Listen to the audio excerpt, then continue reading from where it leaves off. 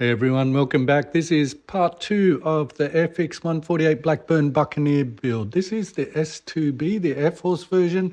As you can see there, the Guinness Girl Gulf War out of Bahrain. If you haven't seen part 1, go check that out first because I do give a bit more of an intro on the kit. In this one, we're really just doing the fuselage. There is a bit of hacking, as you can see. This is a bit of a preview of what's to come and the finished plane, obviously. So as I say, this is really just getting into almost the mechanical side, not much painting and detailing other than the engine really. I'm not sure in this case if my talking helps or hinders these videos, so do definitely let me know in the comments which you prefer. It's almost like I'm guessing on what people want. So in a lot of cases, especially in this video, I might even just let sometimes the video speak for itself. I have also been trying to work on my editing.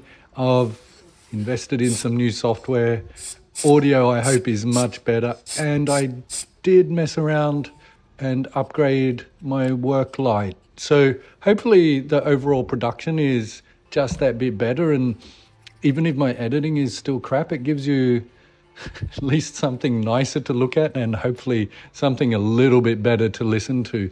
Just to give a little bit of background on the Buccaneer, because it was something I mentioned in the first video. This is a plane I've never built. I don't even recall seeing them in my travels over the years, everywhere from north of Scotland to I guess Melbourne is as far south as I've been. So over the years I've been around, but I've never seen a Buccaneer. What we're doing here is a modification as specified in the instructions. I've got to admit I'm using that as a bit of a cop-out because I don't really know what the modification is other than I'm doing what I'm told. It's not one of those things that's difficult. It's just it's almost classic example. If you have the chisel blade, it can make life so much easier, probably safer as well, especially if you're younger, to use the right tool for the job rather than trying to hack sideways and all the rest. As I mentioned, most of the painting in this video is really just some light detail work on the engine and engine bay. It is a really, really nice kit. There's no two ways about that. I did also mention this was a cool thing. The bomb bay on the Buccaneer is, what I'd say, non-standard. That's my homebrew Admiralty Grey. To be honest, it is pretty much just a grey. I wouldn't get too hung up on these things. That's not a cop-out as such. You can see what it is. It's a mixture. I looked it up online. I think it was from Brit Modeler, what they were using. So I've actually done, what would I say? Again, almost just copying what others are doing. So the actual engine itself, you can see it's pretty well detailed. I am following the paint scheme. It's almost a layered masking approach. The fit, no issues at all. Well, some of it definitely is click fit. There's no arguing there. Interestingly, there's only one side of the engine done, the port side. So that's for that open, whatever you call it, engine cover, so you can actually see inside. One thing just to be aware of is that you still have to put that engine in even if you're not going to display it, and it does mention it in the instructions that you need that in there for the structural integrity. So again, follow the instructions. What I'm doing here is drilling out the actual cover, because there is a replacement that is in on the sprues. So yeah, drill it out. There's a bunch of molded pre-holes or drill starters. So I come through, I use my little Tamiya hand drill. Interestingly, that's one of those tools that I've never really used much for actually just day-to-day work, but for things like this where there's a bunch of holes to be made, yeah, it's great. The other time I've tended to use it is for polishing. So I've drilled that out. I'm coming through, really just cleaning it up at this point. The pliers, got rid of the worst of it, knife, and then we'll graduate on to some sanding. It's a bit of a no-brainer, to be honest. It's not one of those ones where you're going to have too much trouble. Again, I think it's almost sometimes the right tool, especially in this case, can just make it a bit quicker. But even if you're drilling by hand, yeah, it's not a big drama. Just take your time. That's what I'd say there. And again, Airfix has molded this really well, so you shouldn't have too much problem. You could probably cut it with just some decent pliers, but if you were doing it that way, definitely cut inside the line so you've got a lot of room to work with. You don't want to get those hacked edges, especially on this, because you're wanting to display that engine. And yeah, my other little reminder, definitely in addition to giving me any feedback on the production, maybe I talk too much, maybe I bore you, I really don't know. The likes and comments, definitely that lets YouTube know that I'm not dead and I'm still alive, and it'll push it around further. So you can see here I'm really just cleaning up the edges now. Again, that's not a difficulty. And the other thing is, I think with this new plastic, Airfix kits are much better to work with. I've got a Royal Aircraft Factory, I think it's the Pt2 coming up in the next week or two, and that still has that old soft plastic which you could really do some damage on a big plane like this. I think Airfix almost had no choice. If you want to do these big planes, they had to do something about that crappy plastic that they were using for a while. It still turns up in some of the kits, and it's nice, but personally I think it's too soft. A big kit like this and it would just fold. It's, again, if you check the part 1 video, you'll see that this is a big plane, and it was probably one of the surprises I did have myself. So what we're doing now is getting the wings together. Again, I'd say there's no real surprises, just really be careful on the folding versus non-folding wings, because I did stuff that up and had to come back and make a small adjustment, let's say. It was a small adjustment, live and learn.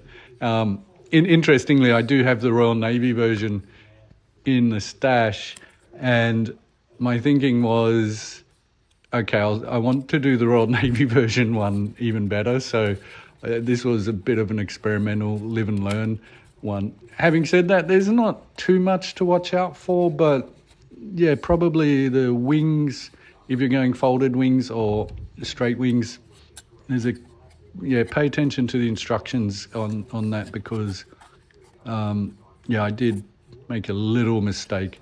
And you'll notice that later on. Again, I don't think mistakes are a bad thing, and I think most of experience is about learning how to fix your mistakes. So this is me hand drilling holes. I rarely use the Tamiya drill for this type of work. It's just one of those interesting things. However, the Tamiya drill is really useful when you've got a whole bunch of stuff to do.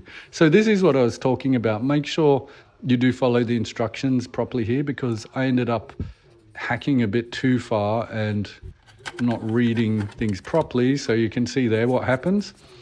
Again, it's not a big one to fix, but just one of those ones almost annoying. You kick yourself rather than end up in tears. It's in that sort of zone. It's not something you're going to really lose a lot of sleep over, other than, I've got an extra 10 minutes of work to sort this out.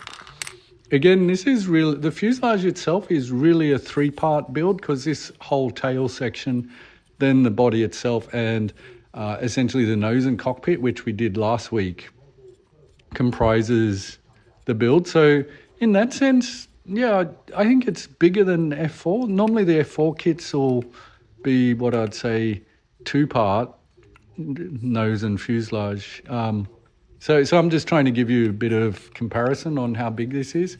I'm looking around my shelves at the moment. I'd say it's definitely as long as 148 F14. Maybe not as broad, but probably as chunkier as I'm looking at a AE6 Intruder on the shelf. It's kind of got that chunky feel. It's really quite amazing how agile these planes were, just for their size. It sounds strange, maybe the way I phrased that, but what they could do, what would I say? This is not a light and delicate plane. It is chunky. Man, it's a big plane. Um, I, I did one of those things later on, and you'll see in part 3 where just priming this, I was like, no, next time I ever do that, I'm going outside to do it. It's just a surprising plane. And the other one that I definitely wouldn't mind coming back and doing is the red flag versions. Well, even on bias, there's lossy mouth and so on. So there's some really cool schemes in the box. And I guess there's plenty of aftermarket as well.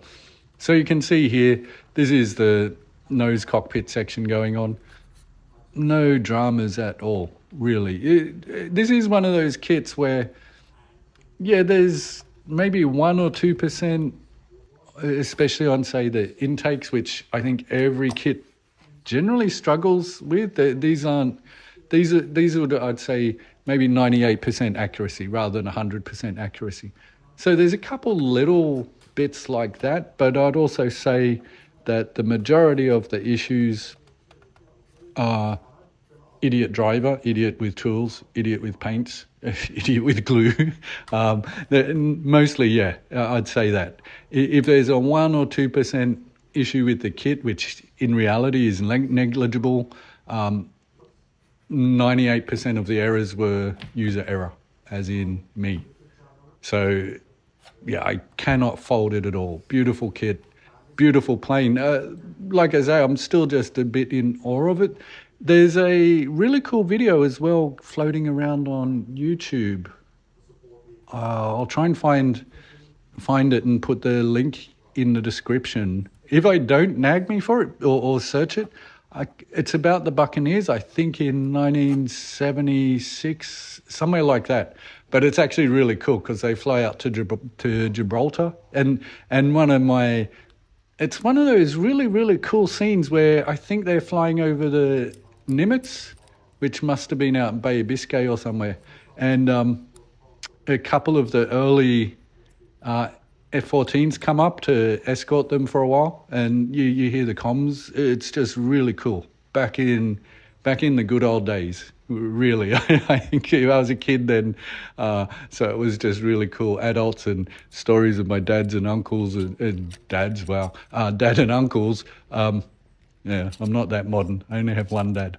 Whoops. Yeah, it was just really cool. So again, I think it just shows that whole a different world, I suppose. So yeah, even you can see here that I'm almost having a little bit of trouble fitting the entire plane into the camera. I got to say I'm a bit more impressed with my videography these days. That's the air brake. Again, no problems at all, which is kind of one of those interesting Buccaneer ways of doing it. It's the Buccaneer. It's cool. I know I sound like I'm repeating myself, but it's got almost this old school Meccano feel to it. It's like just huge and chunky, but at the same time, it was doing 1,000 miles an hour, 20 feet off the ocean. Insane. Like really, really. I mean, I don't even know if they'd be allowed to do that sort of stuff now. OHS would be onto them. Well, no budget for fuel anyway, so there you go, solves that problem. The wheels go together sweet, no dramas at all. These are actually just press fit or pop fit. So at this point, I just put the wheels in because I can pop them out later. Undercarriage nice and solid, which you definitely do want in a big kit like this. And it's one of my, what would I say, gripes in the sense of, or maybe not gripes, I think definitely undercarriage is one of the parts that will always show up if it's not designed well. And especially in a big kit like this, I guess there's a pound or two of plastic here at the end of the day. It would almost be borderline wanting to drill it out and put some steel or brass pins in there to strengthen them, I could imagine. It would be borderline. I did do one of those dumb things. I lost a part, or it got lost in box and so on. Again, not the end of the world. I just scratch built a bit of evergreen plastic art. Is it 100%? No, but squint your eyes and look upside down, you'll be fine. No one will notice. Load out and weapon hard points. Again, no big dramas. To be honest, I tend to get a bit bored on jets when I get to this point. I know everyone is different, but for me, I'm not really into spending 2 weeks doing weapons. This is something I haven't really shown, but I thought this was a good opportunity.